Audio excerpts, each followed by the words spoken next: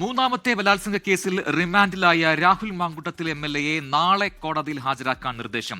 Thiruvalla magistrate കോടതി production warrant പുറപ്പെടുവിച്ചു. കോടതിയിൽ ഹാജരാക്കിയ ശേഷം കസ്റ്റഡി അപേക്ഷയിൽ തീരുമാനമെടുക്കും.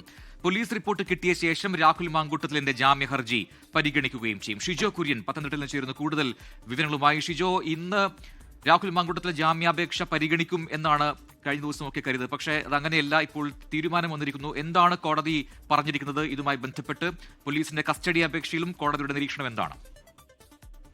തിരുവല്ല ജുഡീഷ്യൽ 1ാം ക്ലാസ് മജിസ്ട്രേറ്റ് കോടതി ജഡ്ജി അരുന്ധതി ദിലീപിന്റെ മുമ്പാകെ വന്നത് രാഹുൽ മാങ്കൂട്ടുമായി ബന്ധപ്പെട്ടുകൊണ്ട് 2 അപേക്ഷകളാണ്. അതിലൊന്ന് SITക്ക് വേണ്ടി പ്രോസിക്യൂഷൻ കോടതിയിൽ സമർപ്പിച്ച കസ്റ്റഡി അപേക്ഷയാണ്, മറ്റൊന്ന് ജാമ്യാപേക്ഷയും. ഇതിനകത്ത് കസ്റ്റഡി അപേക്ഷ പരിഗണിക്കാൻ വേണ്ടിയിട്ട് രാഹുൽ മാങ്കൂട്ടത്തിലിനെ കോടതിയിൽ ഹാജരാക്കണം എന്നുള്ള കാര്യമാണ് മജിസ്ട്രേറ്റ് അരുന്ധതി ദിലീപ് ആവശ്യപ്പെട്ടത്. നാളെ ഇന്നിപ്പോൾ പ്രൊഡക്ഷൻ വാറണ്ട് പുറപ്പെടുവിച്ചിട്ടുണ്ട്. ഈ പ്രൊഡക്ഷൻ വാറണ്ട് പുറപ്പെടുവിച്ച അടിസ്ഥാനത്തിൽ നാളെ രാവിലെ 11 മണിയോടുകൂടി രാഹുൽ മാങ്കൂട്ടത്തിലിനെ തിരുവല്ല മജിസ്ട്രേറ്റ് 1ാം ക്ലാസ് കോടതിയിൽ ഹാജരാക്കും. അതിനുശേഷമായിരിക്കും ഈ കസ്റ്റഡി അപേക്ഷയിൽ ഒരു തീരുമാനമെടുക്കുക. നിലവിൽ 7 ദിവസത്തെ കസ്റ്റഡി വേണം എന്നുള്ള കാര്യമാണ് SIT ആവശ്യപ്പെട്ടിരിക്കുന്നത്. അതുപ്രകാരം പ്രോസിക്യൂഷന്റെ ആവശ്യം 7 ദിവസം എന്നുള്ളത് നാളെ കസ്റ്റഡി അപേക്ഷ പരിഗണിക്കുന്ന സമയത്ത് ഒരു 3 ദിവസമെങ്കിലും ജുഡീഷ്യൽ 1ാം ക്ലാസ് മജിസ്ട്രേറ്റ് കോടതി കസ്റ്റഡിയിൽ വിടാനുള്ള സാധ്യതയുണ്ട്. രാഹുൽ മാങ്കൂട്ടുമായിട്ട് സമഗ്രമായിട്ടുള്ള തെളിവെടുപ്പ് നടത്തണം എന്നുള്ളതാണ് പ്രോസിക്യൂഷൻ കോടതിയിൽ പറഞ്ഞത്. സാഹചര്യ ശാസ്ത്രീയ തെളിവുകൾ അടക്കം ശേഖരിക്കേണ്ടതായിട്ടുണ്ട്.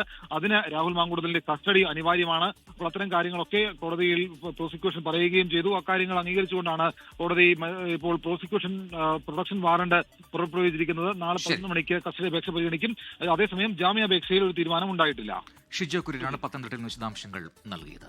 ലോകത്തെവിടെയായാലും ഏത് സമയത്തും 24 വാർത്തകളും ഓഗ്മെന്റഡ് റിയാലിറ്റി പാക്കേജുകളും എക്സ്പ്ലെയിനറുകളും വിശദമായി കാണാൻ ഞങ്ങളുടെ YouTube ചാനൽ നിങ്ങൾക്ക് സബ്സ്ക്രൈബ് ചെയ്യാം.